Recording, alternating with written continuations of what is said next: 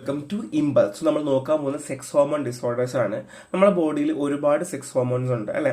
അപ്പം നമുക്ക് sex hormones കൂടുന്നതും കുറയുന്നതും പ്രശ്നം തന്നെയാണ്. കൂടിക്കഴിഞ്ഞാൽ അതിൻ്റെ പ്രശ്നമുണ്ട്, കുറഞ്ഞാൽ അതിൻ്റെ പ്രശ്നമുണ്ട്. സോ ടെസ്റ്റോസ്റ്റെറോൺ, ഈസ്ട്രോജൻ ഒക്കെ നമുക്ക് സെക്സ് ഹോർമോൺസ് തന്നെയാണ്. അത് ഡിഫറെന്റ് ബോഡീസിൽ ഡിഫറെന്റ് രീതിയിൽ ഉണ്ടാവുക, അല്ലെങ്കിൽ ഡിഫറെന്റ് ആയിട്ടായിരിക്കും ഉണ്ടാവുക. സോ വിമൻസിന് എപ്പോഴും സെക്സ് ഹോർമോൺസ് അത്യാവശ്യമാണ്. അവരുടെ മെൻസ്ട്രേഷൻ ഒക്കെ ഡീൽ ചെയ്യുന്നത് നമ്മുടെ സെക്സ് ഹോർമോൺസുമായിട്ട് ബന്ധപ്പെട്ടാണ്. So cause of sex hormone disorder. So sex hormone disorder ബോഡിയിൽ കുറയാനുള്ള കാരണം എന്ത്, അല്ലെങ്കിൽ സെക്സ് ഹോർമോൺസ് ഡിസോർഡർ ആവാനുള്ള കാരണം എന്ത്? ഒന്ന് ഗ്ലാൻഡ് ആൻഡ് ഓർഗൻ ഇഷ്യൂ ആണ്.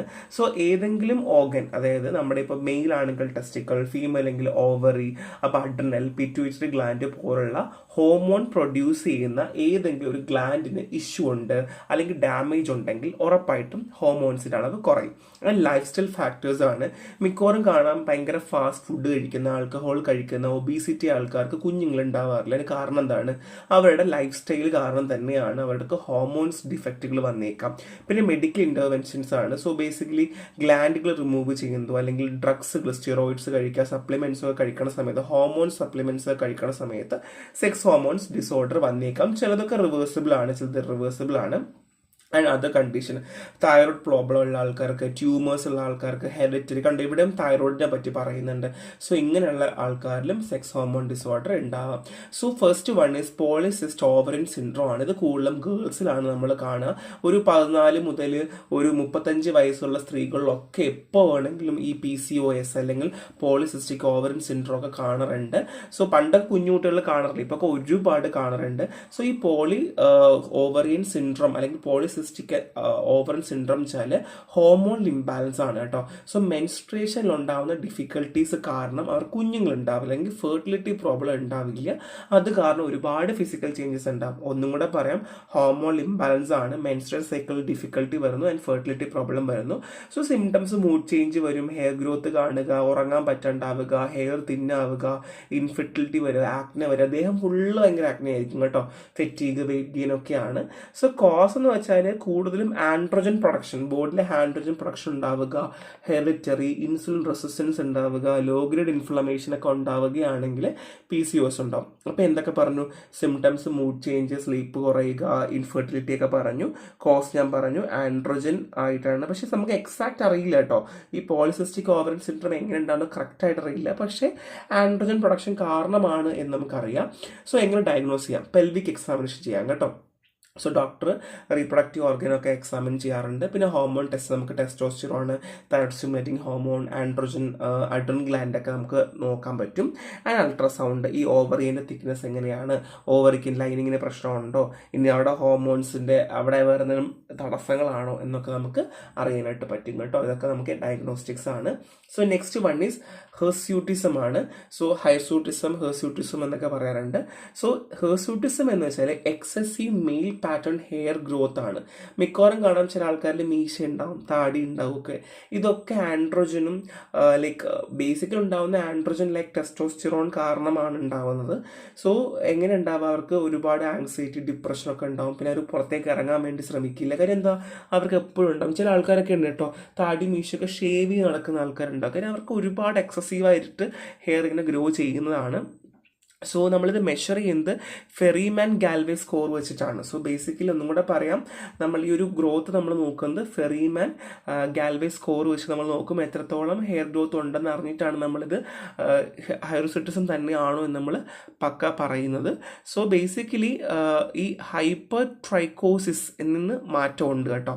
സോ ബേസിക്കലി വേറൊരു കണ്ടീഷനും കൂടെ ഉണ്ട്, ഹൈപ്പർ ട്രൈക്കോസിസ്. ഹൈപ്പർ ട്രൈക്രോസ് എന്ന് വെച്ചാൽ നമുക്ക് ബോഡിയിൽ എവിടെ വേണമെങ്കിലും ഹെയർ ഗ്രോത്ത് വരാം. സോ ബേസിക്കലി അത് മെയിൽ പാറ്റേൺ പോലെ ആയിരിക്കില്ല എന്നുള്ളതാണ് ഹൈപ്പർ ട്രൈക്കോസിസ്. പക്ഷേ ഹൈർസൂട്ടിസം എന്ന് പറഞ്ഞാൽ മെയിൽ പാറ്റേൺ ആണ്. പെണ്ണുങ്ങളിൽ, ആണുങ്ങളുടെ പാറ്റേണിൽ മുടി വരുന്നതാണ് ഹൈർസൂട്ടിസം. പക്ഷേ ഹൈപ്പർ ട്രൈക്കോസിസ് എന്ന് വെച്ചാൽ ആണുങ്ങളെ പോലുള്ള പാറ്റേൺ അല്ല, എവിടെ വേണമെങ്കിലും മുടി വരാം. സോ ബേസിക്കലി ഇവിടെ പറയുന്നത് എക്സസീവ് ഹെയർ ഗ്രോത്ത് ആണ്.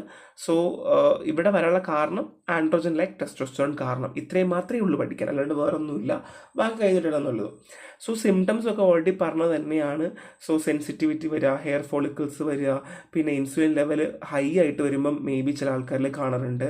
ആൻഡ് ആൻഡ്രോജൻ ആൻഡ്രോജൻ അല്ലേ, ഹയർ ആൻഡ്രോജൻ്റെ അളവ് ഉണ്ടാകുമ്പോഴും കാണാറുണ്ട്. ആൻഡ്രോജൻ്റെ ലെവൽ കൂടുന്തോറും ഹെയർ ഗ്രോത്ത് കൂടും സ്ത്രീകളിൽ. സോ ചെസ്റ്റിലും അബ്ഡോമനിലും ബാക്കിലും ഒക്കെ കാണും ആക്നെ ഉണ്ടാവുക, ആണുങ്ങളെ പോലെ ശബ്ദം ഉണ്ടാവുക, മസിൽ മാസ് വെക്കുക. ഇതൊക്കെ നോർമലി ഹൈസോട്ടിസത്തിൻ്റെ ഏറ്റവും വലിയൊരു പ്രശ്നമാണ് കേട്ടോ. സോ സിമ്പിളാണ്, ഒന്നുമില്ല, നമുക്ക് കോറിലേറ്റ് ചെയ്ത് എഴുതാന്നുള്ള കാര്യങ്ങൾ മാത്രമേ ഉള്ളൂ. ഇനി മെനോപോസ് ആണ്. എന്താ മെനോപോസ്? മെനോപോസ് എന്ന് വെച്ചാൽ സ്ത്രീകൾക്ക് മെൻസ്ട്രുവൽ സൈക്കിളിൻ്റെ ഒരു എൻഡ് എന്നൊക്കെ വേണമെങ്കിൽ പറയാം. ഒരു റീപ്രൊഡക്റ്റീവ് ഫേസ് കഴിഞ്ഞു, പറയാറില്ലേ ചില അമ്മമാർക്ക് മെൻസ്ട്രുവേഷൻ നിൽക്കുന്നുണ്ട്, അല്ലെങ്കിൽ ഒരു പീരീഡ് കഴിയുമ്പോൾ മെൻസ്ട്രുവേഷൻ നിൽക്കുമെന്ന് പറയില്ലേ. അപ്പോൾ ഒരു 40 വയസ്സ് കഴിയുമ്പോൾ, ഇപ്പം 40 മുന്നേ മെനോപോസ് ആവുന്ന സ്ത്രീകളുണ്ട്. സോ ബേസിക്കലി ചില സമയങ്ങളിൽ 40 മുന്നേ ആവാറുണ്ട്, സർജറി കാരണമോ കീമോതെറാപ്പി അല്ലെങ്കിൽ വേറെ ഏതെങ്കിലും കാരണം എന്ത് ചെയ്യാറുണ്ട്, മെൻസ്ട്രുവേഷൻ നിൽക്കാറുണ്ട്. എന്നാൽ തന്നെ 40 നമ്മൾ എപ്പോഴും മെനോപോസ് പറയാം കേട്ടോ. മിക്കവാറും മെനോപോസ് ആവുന്ന 40 സോ മെനോപോസ് ആവുന്നത് ഒരു പ്രശ്നം തന്നെയാണ്. കാര്യം ഹോർമോൺ പ്രൊഡക്ഷനൊക്കെ കുറയും. കാര്യം മെനോപോസ് ആണല്ലോ നമ്മളെ ബോഡീനെ റെഗുലേറ്റ് ചെയ്യുന്നത്.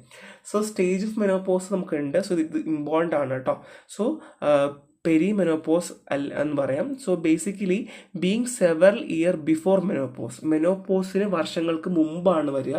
സോ ബേസിക്കലി ഈ സമയങ്ങളിൽ നമ്മളെ ബോഡിയിൽ, സ്ത്രീകളുടെ ബോഡിയിൽ ഓവറിൽ നിന്ന് ഈസ്ട്രോജൻ അളവ് വളരെ കുറയുന്നു.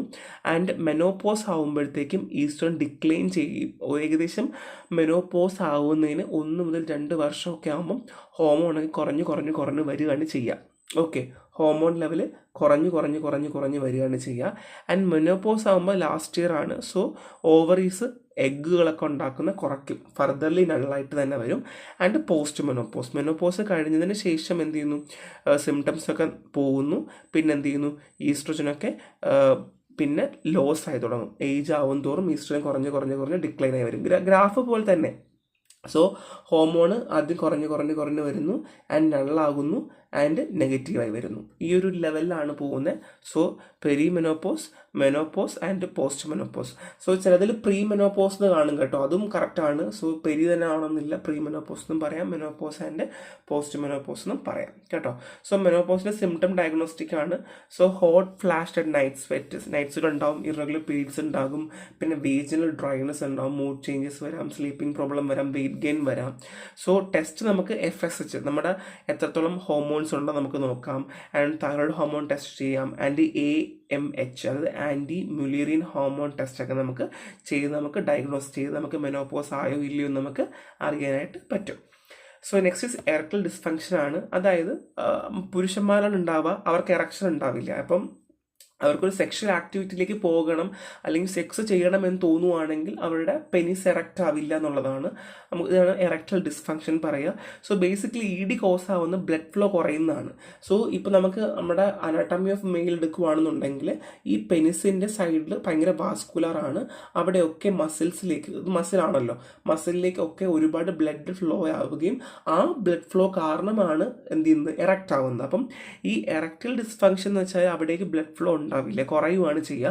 So diabetes, heart problem, hormone imbalance കാരണമൊക്കെയാണ് നോർമലി അവർക്ക് ഈ ED ഉണ്ടാവുന്നത്. സോ അതിന് ഹാർട്ട് പ്രോബ്ലം, അത്തീറോസ്ക്ലീറോസിസ്, കൊളസ്ട്രോൾ ലെവലൊക്കെ ഒരു പ്രശ്നം തന്നെയാണ്. ലൈഫ് സ്റ്റൈൽ ഫാക്ടേഴ്സ് ഒക്കെ ഉണ്ട്. സോ ഡിപ്രഷൻ, സ്ട്രെസ്, ആങ്സൈറ്റി ഒക്കെ ഇതിനൊരു പ്രശ്നം തന്നെയാണ് എന്നുള്ളതാണ്. സോ എങ്ങനെ നമുക്കറിയാം? ഫസ്റ്റ് ഫിസിക്കൽ എക്സാമിനേഷൻ ആണ്. പെനിസ്, ടെസ്റ്റിക്കിൾസ് ഒക്കെ നമുക്ക് നെർവ് ഒക്കെ നോക്കാം, സെൻസേഷൻ ഉണ്ടോ നോക്കാം. പിന്നെ ബ്ലഡ് യൂറിയ ടെസ്റ്റ് ചെയ്യാം. അതായത് നമുക്കിപ്പോൾ ഡയബറ്റീസ് ഉണ്ടോ, ടെസ്റ്റോസ്റ്ററോൺ ലെവൽ കുറവാണോ നോക്കാം. പിന്നെ അൾട്രാസൗണ്ട് നോക്കാം, നമുക്ക് ബ്ലഡ് സപ്ലൈ ഒക്കെ പ്രോപ്പർ ആണോ നമുക്ക് നോക്കാം. ആൻഡ് ഫിസിയോളജിക്കൽ എക്സാമിനേഷൻ, ഡിപ്രഷൻ ഉണ്ടോ, സ്ട്രെസ് ഉണ്ടോ എന്നൊക്കെ നോക്കിയിട്ട് നമുക്ക് എറക്ടൽ ഡിസ്ഫങ്ഷൻ ഉണ്ടോ ഇല്ലയോ നമുക്ക് അറിയാനായിട്ട് പറ്റും. സോ ഗൈനക്കോമാസ്റ്റി ആണ്.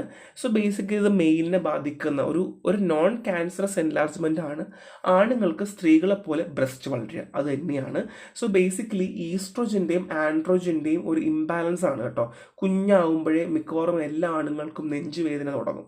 പിന്നെ അതിൽ നിന്ന് ഹോർമോൺ മാറി വരുന്ന ഒരു ചേഞ്ചാണ്. ആ സമയത്ത് ഇംബാലൻസ് ആവുകയാണെങ്കിൽ സ്ത്രീകളെ പോലെ തന്നെ അവർക്ക് നെഞ്ച് വളരാനായിട്ട് സ്റ്റാർട്ട് ചെയ്യും. ഗൈനക്കോമാസ്റ്റിയ എന്ന് പറയും. ഒരുപാട് ആണുങ്ങൾ ഫേസ് ചെയ്യുന്നതാണ്. Hormone imbalance, medication, alcohol, thyroid problem, liver problem, ageing ഒക്കെ നമുക്ക് ഗൈനക്കോമാസ്റ്റിക്ക് ഒരു കാരണമാണ്. സിംറ്റംസ് എന്ന് വെച്ചാൽ ഭയങ്കര ബ്രസ്റ്റ് പോലെ നമുക്ക് ഉണ്ടാവും, ഭയങ്കര വേദനയായിരിക്കും, ഭയങ്കരമായിട്ട് എയറോളൊക്കെ എൻലാർജ്ഡ് ആയിരിക്കും, നിപ്പിൾസിൽ നിന്ന് ഡിസ്ചാർജ് വരും കേട്ടോ. സോ ചെറിയൊരു പസ് പോലെയൊക്കെ നമുക്ക് കാണാൻ പറ്റും. ചെസ്റ്റിൻ്റെ ടിഷ്യൂ അസിമെട്രിക് ആയിരിക്കും. സോ ഭയങ്കര സ്ട്രെസ് ആയിരിക്കും. ഇവർക്ക് പുറത്തിറങ്ങുക, പെൺകുട്ടികൾക്ക് മുടി വരുന്നത് പോലെ തന്നെയാണ് ആൺകുട്ടികൾക്ക് ഗൈനക്കോമാസ്റ്റിയ വരുമ്പോൾ അവർക്ക് ഡ്രസ്സ് ഇടാൻ തോന്നില്ല, പുറത്തിറങ്ങാൻ പറ്റില്ല, അങ്ങനെ ഒരുപാട് ബുദ്ധിമുട്ടുള്ളവർ കാണിക്കും കേട്ടോ. സോ എങ്ങനെ നമുക്ക് ചെയ്യാം? സോ ബേസിക്കലി ഫിസിക്കൽ എക്സാമിനേഷൻ ചെയ്യാം. നമുക്ക് നോക്കിയിട്ട് ഗ്രേഡ് 1 ആണോ, ഗ്രേഡ് 2 ആണോ, ഗ്രേഡ് 3 ആണോ, ഗ്രേഡ് 4 ആണോ നമുക്ക് അറിയാൻ പറ്റും. ബ്ലഡ് ടെസ്റ്റ് ചെയ്യാം, അതായത് ഹോർമോൺ ലെവൽ നമുക്ക് ചെക്ക് ചെയ്യാം. പിന്നെ മാമോഗ്രാം ആണ്, അതായത് നമുക്ക് സ്ത്രീകൾക്ക് ബ്രസ്റ്റ് ക്യാൻസർ നോക്കുന്നത് പോലെ അവരുടെ നെഞ്ച് ഒരു എക്സ്റേ മെഷീനിലേക്ക് വെച്ചിട്ട് നമ്മൾ നോക്കും, മാമോഗ്രാം ചെയ്യാം. പിന്നെ ബയോപ്സി ചെയ്യാം, നമുക്ക് ടിഷ്യൂ ഒക്കെ എടുത്തിട്ട് നമുക്ക് ബയോപ്സി ചെയ്തും നമുക്ക് നോക്കാനായിട്ട് പറ്റും. സോ ഇത്രയേ ഉള്ളൂ. ഗൈനക്കോമാസ്റ്റിയ ഞാൻ പറഞ്ഞു, ഫീമെയിൽ പോലെ മെയിലിന് വരുന്നു. സോ ടെസ്റ്റുകൾ നോക്കി വെക്കുക. So Airtel dysfunction, law blood കാരണം എറക്റ്റ് ആവില്ല. ആൻഡ് മെനോപോസ് പറഞ്ഞു, സ്ത്രീകളിൽ പീരീഡ്സ് സ്റ്റോപ്പ് ആവുന്നതാണ്, നമുക്ക് ഈസ്ട്രോജനൊക്കെ കുറയുകയാണ് ചെയ്യേണ്ടാവുക. ആൻഡ് ഹൈറുസ്റ്റിസം പറഞ്ഞു, ഹെയർ ഗ്രോത്ത് ഉണ്ടാവുന്ന കാര്യമാണ്. ആൻഡ് PCOS പറഞ്ഞു ഹോർമോൺ ഇംബാലൻസ് ആണ്. സോ സെക്സ് ഹോർമോൺ ഡിസോർഡർ പറഞ്ഞു, ഹോർമോൺസ് എല്ലാം കുറേ സിമ്പിൾ ചാപ്റ്റർ ആണ്, നമുക്ക് നോക്കിയിട്ട് കാര്യമായിട്ട് മനസ്സിലാവുന്ന ഒരു കാര്യമാണ്. അധികമൊന്നുമില്ല, ജസ്റ്റ് കുറച്ച് കണ്ടീഷൻസും അതിൻ്റെ പ്രിവെൻഷനും ഒക്കെയാണ്. നന്നായിട്ട് വായിക്കുക, എന്നിട്ട് ക്ലാസ് കേൾക്കുക, റെഫറൻസ് നോട്ടും കൂടെ വായിക്കാനായിട്ട് ശ്രമിക്കുക. സോ നെക്സ്റ്റ് കാണാം. Thank you.